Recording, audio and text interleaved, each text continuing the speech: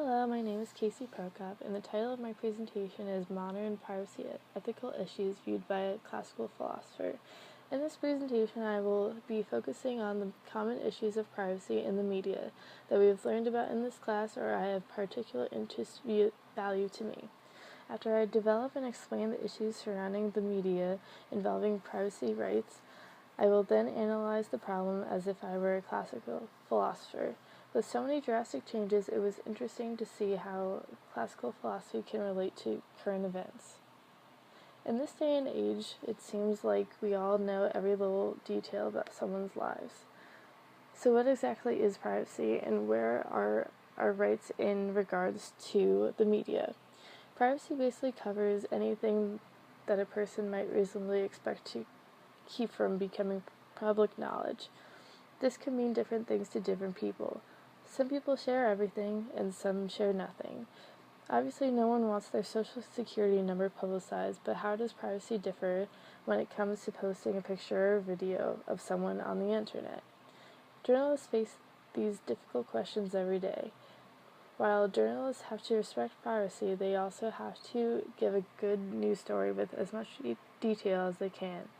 So if they need to take a quote from someone's Twitter, is that really allowed? While there are laws to protect Americans to a certain extent, there is always a story in the news about a person's privacy being invaded. The lines are very blurred as to what is and what isn't protected. Social media is one of the most talked about issues in America. As a society, we can't seem to grasp how to handle the massive overtaking of social networking sites. Almost every day there is a new article talking about someone announcing information on Twitter or a risque photo being released on Instagram. It's available for everyone to see. As social media grows and grows, our privacy decreases. Recently, sites like Facebook, Twitter, and Instagram have been giving out usernames and information to companies as a so-called partnership for marketing tools. Along the same lines as this, companies and really anyone can take photos from any individual's account and use it as their own. Due to the Right to Privacy Act, anything posted publicly on a site without proper protection sightings can be used for really anything. So your Instagram post from maybe even 3 years ago with your dog could be used for something like an IMS ad, for example.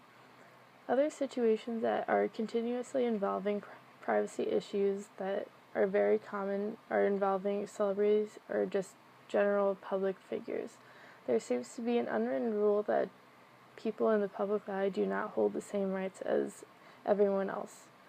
Celebrities have to deal with their private matters being put on display all the time for others people's benefit.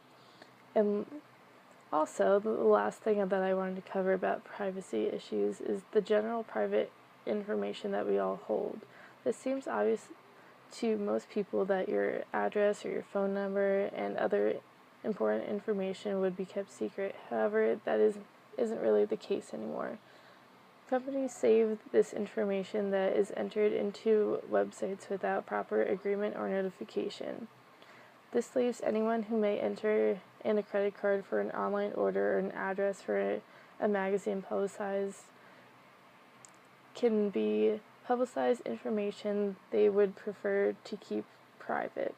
All of these issues are in the umbrella issue of what I call output private information. I made up this term to describe the kinds of private information that is commonly put public almost every day. While we don't actually think too much about the impact, each post, each picture, every time we order something online, every Facebook location check-in, we are voluntarily putting ourselves and our private lives out there for other people to see. I found 3 articles online that dealt with my made-up term of output private information. Briefly discussing each article, I will relate all of these issues to how they could be viewed in classical ethics. The first article I attach is about Americans who are upset that Obama's children have their lives so protected and not publicly shown as much as they should be. In journalism, there is always something called the right to know. However, Obama is really the one who took the oath as president, not his children. People are so spoiled with the idea of knowing what is going on all the time at the click of a button that they seem to forget that not everyone wants to be in the public eye. The second article, Social Media Research Raises Privacy and Ethics Issues, is all about social media taking privacy issues to the next level. I touched upon this through the presentation a lot, but this article basically examines how much social media is taking up our lives. Yes, many people have a problem with overconsumption of social media and constantly finding themselves going through the sites. However, there is way more to social media than people think. From the article, I read that if you are logged on your Facebook or maybe even your Twitter account while surfing the web, that means your Facebook can access any information that you put into the search bar and so on and so forth. This is one of the reasons why advertisements on websites are always so catered closely to your interests, because it searches through all the websites that you went through. Say, if you went on Forever 21, and then if you go on Facebook later that day, there'll be a Forever 21 ad right on your Facebook timeline.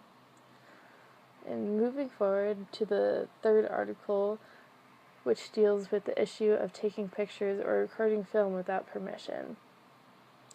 The new Google Glass that have been launched recently bring up concern on whether or not the owners of these glasses are able to film secretly without people knowing. While the article later states that there is a light mechanism that turns on when filming, other technology is just as a concern, even if the Google Glass from this article isn't as much of a concern as we thought. I know personally I see Snapchats of random people because of my friends take their picture without permission. Social media and technology have advanced so much that we almost don't know how to deal with these issues at hand. To review these ethical issues in the eyes of a classical philosopher, I decided to research Thomas Hobbes. The English philosopher Thomas Hobbes is best known for his political thought and ethical thinking of social order. His vision of the world is strikingly still relevant to contemporary issues, and his main concern is how human beings can live together in peace and avoid the danger and fear of civil conflict. The main theory of his thoughts are focused on his speech theory. Hobbes says speech was invented for four specific purposes. One is to record knowledge and gain of things, to communicate this knowledge to others, to communicate intentions and desires to others and elicit their help, and then to entertain ourselves by playing with words. So, the reason why I picked this topic of privacy issues and media ethics is because I liked Hobbes' philosophy behind his theory of speech. He basically says you have the choice to put out whatever information you want to into the world and leave out what you want. You are given the privilege to speech, so make sure whatever you say is relevant content and could serve as knowledge for others. Going back to that term I created, output private information, all of the topics I mentioned throughout this presentation are generally things that could have been avoided, with exception of maybe a few things. Hobbes was a philosopher of essentially making peace between people. If he were dealing with these modern-day issues of privacy based on the research that I conducted, I believe Hobbes would just tell people if you don't want to be publicized or your public information used for the wrong purposes, then just don't be the one to advocate for it at all. Don't post things on social media if you don't want the wrong person to see it. Don't buy something online if you're afraid your credit card information will get stolen, and so on and so forth. The world The world has changed so much that we forget that our privacy is really our decision. Laws only go so far, and it's really on us who can make the impact for ourselves. Thank you so much for watching. If you have any questions about the content discussed, please feel free to reach out to me, and have a great day.